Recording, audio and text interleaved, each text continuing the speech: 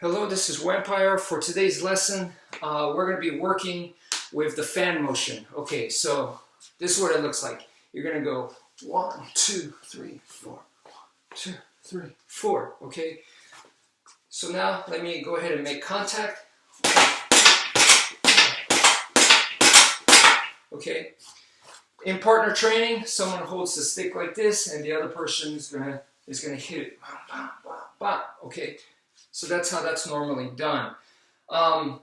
So the first thing is, let's talk about body mechanics.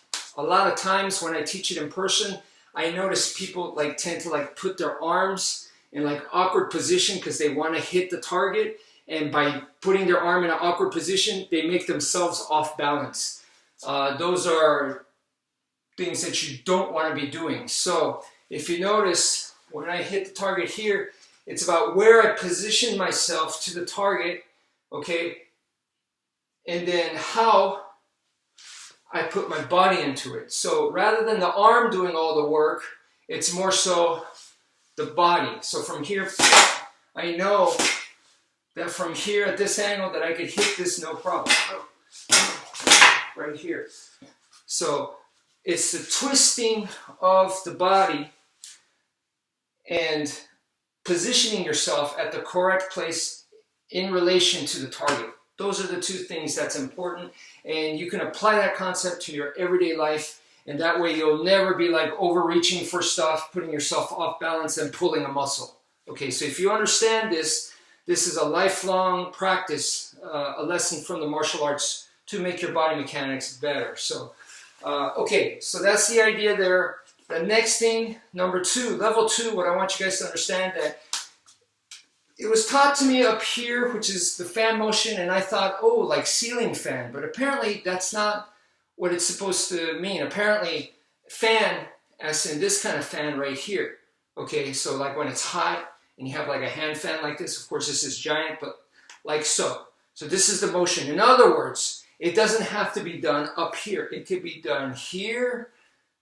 Okay, it could be done here, it could be done here, it could be done on the low line, so it could be done all over. So that is the next level, level 2, for you guys to practice. Try it all over the place and get comfortable with that. Level 3 is now we're going to mix them in with combinations. So for example, you're going to do, boom, here's my fan motion, and then I'm going to go with a diagonal down slash.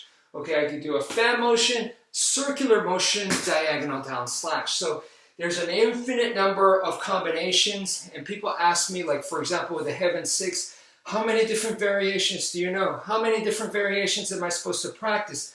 Honestly, as much as you can, but it's not the main goal.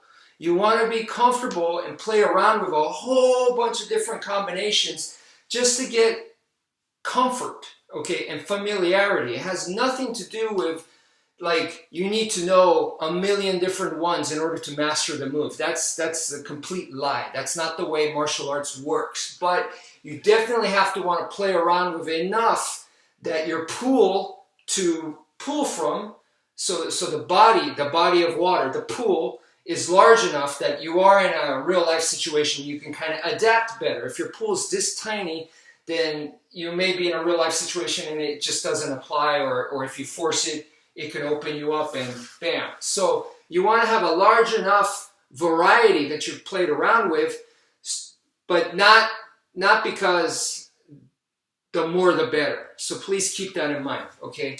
So level 4, and a lot of people may not get this, is that from level 1, 2, 3 is academic. That's all academic. That's there for you to learn the technique and get familiar and understand the technique.